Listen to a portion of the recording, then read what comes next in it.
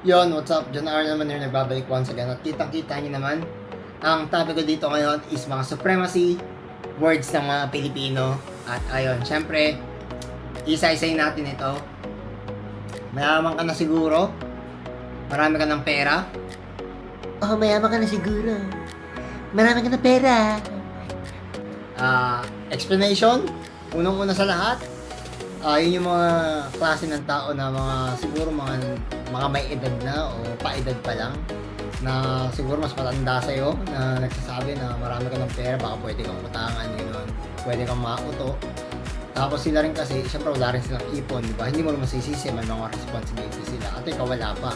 Pero darating din sa point na magiging ka-level mo sila dahil nga, kaya ka nag-iipon ng pera o may pera ka man o wala. Yan ang sinasabi ng mga talagang Pilipino. Pilipino ka talaga pagka naririnig mo to, no? Pagka sinasabi na mayaman ka na, marami ka na bang pera. Kasi uutangan ka nila kasi wala nga silang ipon. Diba? Ipon! Diba? Tapos kung ano nung gagawin nila sa pera nila, yun yun. Next, ang yabang nito. Yabang nito. Tapos sutukan tayo, no? Gago ka ba? Yabang mo ah. Tayo ng forma mo ah. Maayos ka ah. Ang yabang nito. Diba? Ibig sabihin, explanation, natatapakan yung ego nila mga par. Natatapakan yung ego nila kasi ayaw nila nakakita ng maganda, maangas, pogi, matalino, yung mga alam mo medyo nakakaangat sa buhay. Lahat ng mga tao sa mundo, explanation ko lang, marami talagang iba't ibang klaseng way ang tao para gumaling. May matalino, may malakas, may model, may mga magagaling sumayaw, kumanta, ganun. Magkakaiba tayo ng talent sa mundo, kaya lang tayo nagkakaroon ng word na ang yabang nito. Kasi, dahil nga nagkakaroon ng inggitan tsaka pambili. At kung talaga naman kasing mayabang yung tao, makikita mo pagka nagko-compare talaga yung tao, pagka mayabang talaga. Iba yung nagsalita lang ng istorya, iba lang yung nag-explain, iba lang yung malakas ang boses. Sa talagang nagyayabang na na talagang kaya ko yan, ganon. Na tas wala namang maibubuga naman. Ayun, nagpapapahiya lang ba ng mali. Hayaan mo mapahiya yung mga mayabang sa sarili nilang way, di ba? Suntukan tayo, tangina mo. Sutukan tayo, tagin mo ha? Ano ha? Yabang ka, boy! Explanation! Unang-una, ang explanation dito is mga gawain ng mga tao yan na mahilig makapag-away. Unang-una sa lahat, yun yung mga tao ng mga nasa teenager years, yung mga silya sa kanto, yung mga tipong wala talagang asenso sa buhay, tipong gusto na makapagbakbakan. Cool naman yun. Aminin ko, astig kayo. Kaya lang, siyempre, hindi man sa lahat ng bagay nadadaan ng suntukan. All good naman ang suntukan kung talagang kriminal ang makikipagsuntukan ka sa kriminal, terorista, mga rapists, gano'n, yung mga ganun talagang mga atake ka ng mga kalaban talaga. Yung literal na mga masasamang tao. No? So yun lang, tapos ito pa, ikaw muna magbayad, nakalimutan ko wallet ko. Isang explanation na isang katotohanan na nangyari sa isang buhay na karanasan.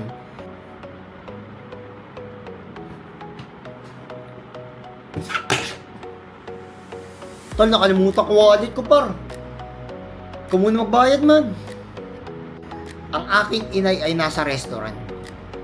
May kasama siyang Pilipino na kaibigan niya. Nakatrabaho niya rin, syempre. Unang-una sa lahat is, nag-restaurant sila, inaya lang na inay ko. Ngayon, nung inaya, akala nung inay ko, KKB, kanya-kanyang bayad. Nung pala punyeta, sasabihin nakalimutan daw yung wallet niya para siya muna magbayad. Kita mo ganyan kautak, ganun kawais. Pero ngayon hindi pa nababayaran yung inay ko, kita mo. Tapos eto na! Woo! High school days! High school days no? Lagi nyo itong na-experience tuwing high school days nyo. Libre mo naman ako. Pare, libre mo naman ako, pare. Pagka walang pera yung kasama mo, o siguro mautak lang talaga siya, itatago niya yung pera niya, tsaka sasabihin wala siyang pera. Tapos sasabihin niya, libre mo naman ako. Nangyayari tuwing high school, kahit ngayon may kaibigan akong ganyan, mga naglilibre yan, yung isa nakaabuso kasi tatanga-tanga nga. Nasabihan ko, mag-KKB kayo minsan, paranas mo sa kanya na tangina may binabayaran ka rin. Wag magpalibre na magpalibre. Wag sanang makapal ang mukha. Yun ang explanation ko. Tapos ito pa, malupit. At na-experience ko to. Oy, alam mo ba sinisiraan ka ni ano? Uy, alam mo ba, Mare? Sinisiraan ka ni ano? Kasi sinasabi niya sa'yo. Ganun ka daw. Siyempre, dumatating sa point na ang mga tao nagsisiraan. Kunwari, may kaibigan ako. May kaibigan ako dito, pangalan Manny. Sasabihin nung kunwari yung isang Pilipino, uy Manny, sinisiraan ka ni Aaron. Abay putang ina, kahit wala akong sinasabi, speechless ako, hindi ko alam kung ano sasabihin ko. Paano ko sisiraan yun? May kaibigan kong matalik, for example. Ginagawa nila yan, ang explanation dito, ginagawa nila yan para may thrill, may away. Ganyan ang mga Pilipino. Mag-aawayan yung dalawang Pinoy, magkakaroon ng issue. Siyempre, para mayroong senaryo na mangyari, para hindi boring. Ganyang katalino mga Pilipino. Kaya lang, sa mali ginagawa. Nanulubok sila ng pagkatao. Tapos, eto pa mga tanong, mga boss. Siyempre, dahil isa akong malupit na single. At nagtatrabaho lang naman ako ng malupit. Nagtatanong sa akin, Ay, ano? May kasintahan ka na ba? Bakit wala ka pa kasintahan? Bakla ka ba? may kasintahan ka na? May girlfriend ka na? Ganun, may kasintahan. May jowa ka na, may shota ka na. Laging tinatanong, ba't pa kayo nang... Explanation ko lang ha. Bukod sa akin at sa iba pang mga tao, explanation ko lang ha. Ba't pa kayo nangingilam ng love life ko ha? Sarap nyo sa kanin sa leeg eh no? Ba't pa kayo nangingilam? Ha? Unang-una sa lahat, basta daw ako sa babae, natatakot mga babae sa akin. At hindi ko na sila masisisi kung ayaw nila ako. Minsan yung mga babae na gusto ko, ayaw nila sa akin. Ano magagawa ko? Nanligaw ako. Hindi man lahat ng madadaan mo sa kapugian, kalakasan, lahat. Ako simpleng tao lang ako. Napakapangit ko nilang pero simple lang ako. Tapos eto pa. Bakit di ka kasama sa outing namin? Magkaganyan. Tol, ba't di ka sumama sa outing namin? Tangina mo, pangit mong kaibigan, par. Pangit mong kaibigan, ba't di ka sumama, yo? Nagtatampo, takit mo naman kaibigan. Bakit di ka sumama sa outing ganito ganyan? Bakit di ka sumama? Ganun. Inaaya ka namin, ayaw mo naman. Ayaw mo na ba sa amin? May iba ka namang kaibigan? May kagalit ka ba? Explanation lang. Unang-una, malay nyo, ang kaibigan nyo inaaya nyo o kakilala nyo sa outing, malay nyo pagod sa trabaho. May priorities, gustong magpahinga. Ayaw nyo ng maingay, introvert. Anong magagawa nyo? Iba yung energy mo sa energy nila. Bakit mo isasaksak yung energy mo sa energy ng iba? Kung ayaw talaga sa'yo, hindi mo mapipis yung tao na iba, di pabayaan mo na lang punyeta ka, di ba? Ganun lang yun. Eto pa.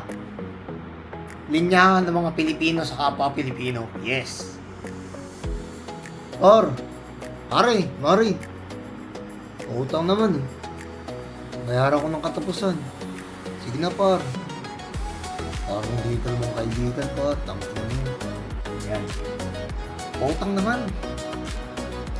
Bayaran ko katapusan. Utang. Paano ko mababayaran eh? Wala ka nga rin pera, di ba? Alam naman natin ng Pilipinas, salat sa pera ngayon at maraming mga korupsyon na nangyayari. Kaya lang mga kaibigan, ang masasabi ko, mahirap mangutang at mahirap magpautang dahil minsan yung mga utang hindi na talaga bumabalik, lalo na pag kapwa Pinoy. Mainam pa kung bangko sa person, ganun. Yun talaga, may legal process, hindi yung parang inabot mo lang sa kapitbahay, okay na. Diba? Kaya ka naman kasi inuutangan niya mga yan. Kasi, akala may pera ka. Minsan nga, kahit wala kang pera, utangan ka. Diba? Kasi kalapit mo naman eh. Diba? Lupit mo, no? Ito pa. May isa sa mga kakilala ko na malapit sa akin. Sinabihan akong ganito. Wala kang kwenta. Walang kwenta ang pera. Kung hindi ka marunong makisama. Walang kwenta ang pera. Hindi ka marunong makisama. Explanation. Unang-una sa lahat, pare-parehas lang tayo nagtatrabaho sa mundong to. At ako'y pagod din naman. Gusto kong mag-ipon, gusto kong maging successful ng mabilis. Ayoko nabibring down ng kahit sino. Kasi lahat ng pera, pinaghirapan ko, except yung parents ko, gusto kong tulungan. Yun lang. Lagi ko naririnig yan sa mga tao. Lagi ko naririnig, mga parinig, kasalanan daw sa Diyos hindi na magbigay ng pera. Palibasa kasi gusto lang nila sumuksot. Gusto lang nilang sumitse, gusto lang nila makakuha. Gusto lang nilang may makakuha silang porsyento kahit wala naman silang pinaghirapan. Magaling lang silang magreklamo porque kakilala mo sila kasi nakaangat ka nga sa buhay. Gets mo ibig ko sabihin? Kasi kahit kapitbahay mo, pag napunta ka ng ibang bansa, iisipin marami ka talagang pera, punyeta. Uy, Mare, alam mo ba? Yung regalo na binili ko sa'yo, mahal yan. Sa birthday ko, dapat mahal din yung regalo mo sa akin, ha? Kasi gusto kong ganitong brand. Tapos, gusto kong ganitong klaseng design. Eto pa. O yung regalo na binili ko sa'yo, mahal yan. Sa birthday ko, dapat mahal din yung bibilin mo sa akin na ano ha, na bag ha. O na relos. Kasi gusto ko gantong brand tapos gantong klase ng style. Explanation. Unang-una sa lahat, nagbigay ka ng gift sa isang tao, tapos gusto mo rin ng pabalik na gift. Pero mas mahal pa, mas maganda, mas kilalang brand name. Punyeta naman. Dapat kung magbibigay ka, dapat galing sa puso, tapos isa pa, hindi mo kailangan ng pabalik. First of all, nagbigay ka galing sa puso dapat. Huwag ka manghihingi ng pabalik kasi nagiging business na lang yung friendship nyo. Diba? O kung coworker mo man yan o sino man yan. Nangyari tong true story na to sa malapit kong kamag-anak. Kita nyo, lalo ng Pilipino yan. Ito pa. May mga Pilipino na mga sulsol! Sulsol mga bulbol! Wala ka pala, men, eh. Ginanong-ganong ka lang, eh. Payag ka dun. Payag ka dun, ginanong-ganong ka lang, men. Lupit mo, boy! Hinawawa ka lang, binugbog ka, binatukan ka, dinurang ka, sinipa ka, tinadyak ka, tapos inasarap ka lang, pinaya ka sa harap na maraming tao, wala kang ginawa. Wala ka pala, eh. Lupit mo, Teng! Unang-una sa lahat, ang explanation ko dyan, eto. Wala ka pala eh. Ginanong-ganong ka lang sa event, boy. Boy! Ginanong-ganong ka lang. Wala ka pala eh. Ugali ng mga Pilipino yan.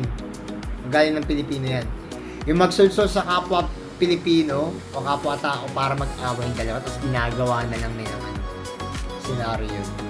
Although ako rin, dumating din ako sa point na nakapagsulsol ako ng tao kasi tatanga-tanga pa ako, teenager pa ako. Pero ngayon, matanda na ako, hindi siya nagmamalinis. Isa lang din ako sa mga taong pwede makapagsalita nito at wala nang ibang Pilipino na pwede makapag-express o makapagpatunay o makapagsabi ng mga totoong mga nangyayari kagaya nito. Eto pa. Bilhin mo na agad. Diba? Parang namimili ka ng ano, di ba? Ng item na gusto mo. Bili mo na agad. Ito, di ba sabi mo gusto mo headset? Bili mo na to, men. Wala lang, men. Huwag mong isipin yan, men. Kailangan mo bilhin to. Dapat, ito bibili mo kasi napakalupit na ito. Limited edition for free, nigga. Dapat ito pa. Kita mo tong black hat na to. Men, napaka-rare na ito. Wala nang kulay na black ngayon, men. Pagka nakita ka ng black, colorblind kayo. Bilhin mo na agad. Lagi ko naririnig yan sa mga tao. Pag kami gusto kong bilhin, may kaibigan ako na sulsol sa akin. Bilhin mo na agad, bilhin mo na agad, bilhin mo na agad. Good naman na mag-recommend. Ang explanation ko lang dito, ikaw ba yung bumibili? Kaya mo yung namimili. Bigyan mo lang siya ng recommendation. Pero hindi man ibig sabihin, kailangan niyang bilhin yung gusto mo. Dahil siya yung namimili. Marami akong kakilalang ganyan na gusto nilang bumili ako ng mga bagay na pinagdadalawang isip ko pa kasi ayokong gumastos. Pero ang dami mga Pilipinong ganyan. May mga kaibigan ng malapit na ganyan na natatamaan kayo sa akin. At ito, last but not the least. Nangyayari to sa lahat ng mga Pilipino. Especially sa mga marites din. At syempre, sa mga usapang mga pang matatanda na lalaki na mga lasinggerong kupal. Ito yung mga ito yung sinabi. Yo, kita mo naman, men, lupet, yo. Kita mo naman, yung yaman ko, man. May gift ako sa girlfriend ko, yo. Tapos ito, men. Ito, men, oh. Lupit nun, may alahas. Tapos pag-gift ko sa kanya, heart. Kasi ganyan ko siya kamahal, nigga. Lupit nun. Kita nyo naman, tapos ito. Ito, meron ka naman na ito, men. Lupit, di ba? Tapos may bling-bling pa ako dito. Ito yung mga tinatawag na 45 million pesos, alright? Telling you right now, alright? Tingnan mo tol, ang yaman-yaman ko. Nakita mo tong reels ko. Hindi ko dito, $45 million, man. Lupit mo, man. Lupit mo. Ikaw meron ka ba niyan, man? Tapos ito, spy glasses to, meron ako nito, man. Meron ka ba niyan? Ikaw lang anak magkakaroon ng ganyan. Meron na akong Porsche, man. May kotse na ako, may Ferrari pa ako, man. Ikaw kailangan magkakaroon ng ganyan. Explanation. Ang Pilipino mahilig mag-compare para lang masabi na sila nasa spotlight. Medyo may pagka-narcissistic yung ugali, di ba? Napakagago. May mga ganyan akong kakilalang Pilipino, may kaibigan din akong ganyan. May ganyan din naman sa Pilipinas na mga nag-aangas. May iba naman per action. Hindi man by words, but per action. Ito mga sinabi ko sa inyo, hindi man siya by words nangyayari, pero ano siya by action kadalasan. So yun lang, sana nagustuhan niyo yung video, pero yun lang, maraming salamat and peace out.